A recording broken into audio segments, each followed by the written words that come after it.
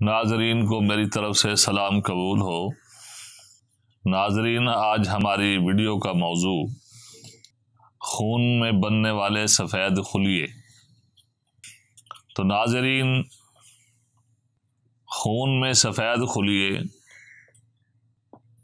उस कैलूस से जिसको हम अपनी पंजाबी ज़बान में जूस भी कह सकते हैं,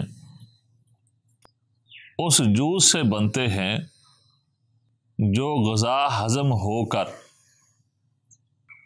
बनता है।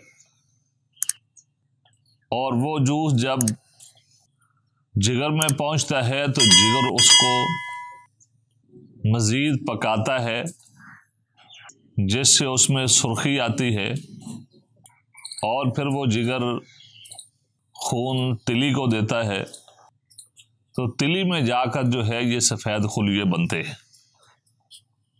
लेकिन इसके लिए जो सबसे पहला मैंने लफ्ज़ बोला है कि ग़िज़ा हज़म होने के बाद जो कैलूस बनता है, जूस बनता है,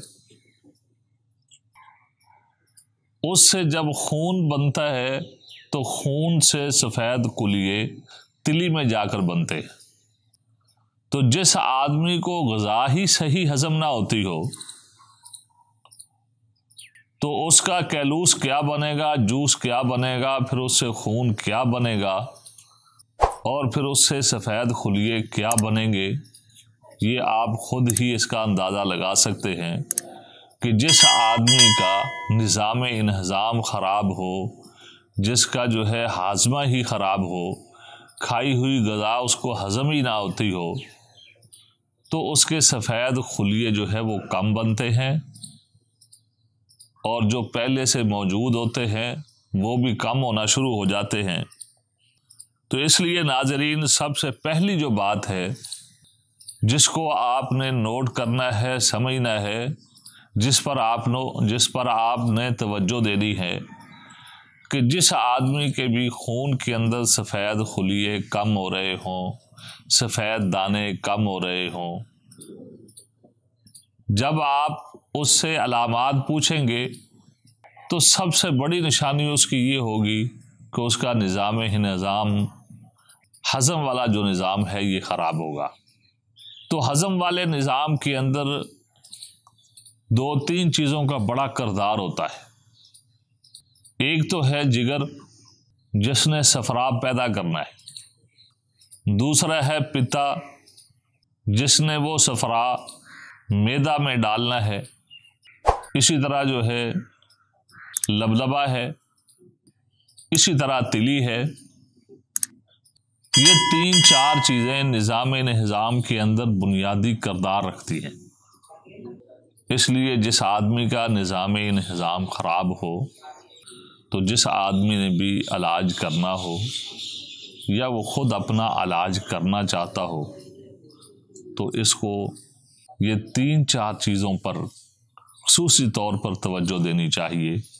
जिगर, पिता, लबलबा और तिली। क्या जिगर में सुकून की वजह से सफ़रा पैदा नहीं हो रहा, जिसकी वजह से हाजमा ख़राब है? या जो है जिगर में तहलील है, तहलील की वजह से जिगर कमज़ोर हो गया है, वो अपना सफ़रा जो है ना बाहर निकाल सकता है, ना जो है आगे भेज सकता है, ना वो ख़ुद बना रहा है, तो वो कमज़ोर ज़्यादा हो गया है। तो तब भी जो है ये मसला बन जाएगा निज़ाम इंहज़ाम को, हाजमे के मसले को। तो इसलिए जिस आदमी ने भी अपना हाजमा दुरुस्त करना हो, वो अपना जिगर, पिता, लबलबा और तिली, इन चीज़ों पर ख़ुसूसी तौर पर तवज्जो दे, ख़ुसूसी तौर पर ध्यान दे कि तिली भी सही काम कर रही हो, पिता जो है ये भी अपना सफ़रा मैदे में डाल रहा हो और जिगर भी अपना सफ़रा जो है पैदा कर रहा हो। जब ये तीन चार चीज़ें अपना पूरा निज़ाम ठीक तौर पर कर रही होंगी तो उस वक़्त आपका हाजमा बिल्कुल ख़राब नहीं होगा। तो जब आपका हाजमा ख़राब नहीं होगा तो फिर आपका खाई हुई ग़िज़ा से बेहतरीन जूस बनेगा, जिसको कैलूस बोलते हैं हिकमत की ज़बान में। फिर उस कैलूज से जिगर उसको पकाकर बड़ा लतीफ़ सुर्ख रंग का खून पैदा करेगा, उसको बनाएगा। और फिर वो खून जब तिली में पहुंचेगा तो वहाँ पे जाकर उसके जो है सफ़ेद खुलिये बनेंगे, जिसके कम होंगे अब सफ़ेद खुलिये उसके पूरे होने शुरू हो जाएंगे।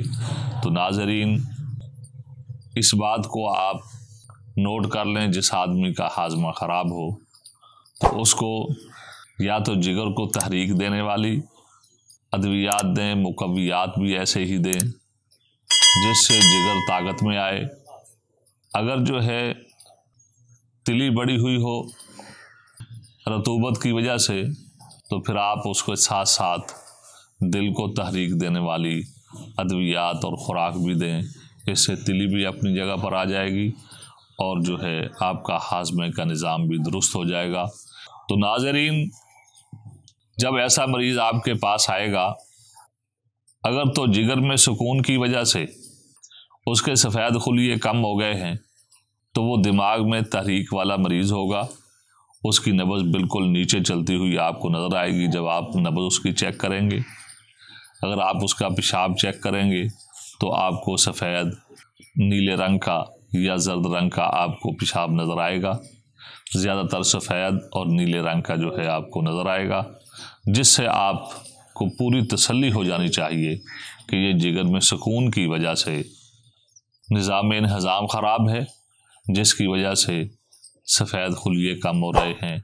उसके मुताबिक आप ग़िज़ा दें जिसके साथ जिगर में ताकत आए और जिगर में हरारत पैदा होनी शुरू हो जाए, सफ़राब पैदा करना शुरू कर दे। इसी तरह ऐसी अद्वियात दें जिसके साथ जिगर तहरीक में आए और सफ़राब पैदा करना शुरू करे, तो ग़िज़ा खाई हुई जो है वो हज़म होनी शुरू हो जाएगी। तो आज तक के लिए मुझे इजाज़त दीजिए।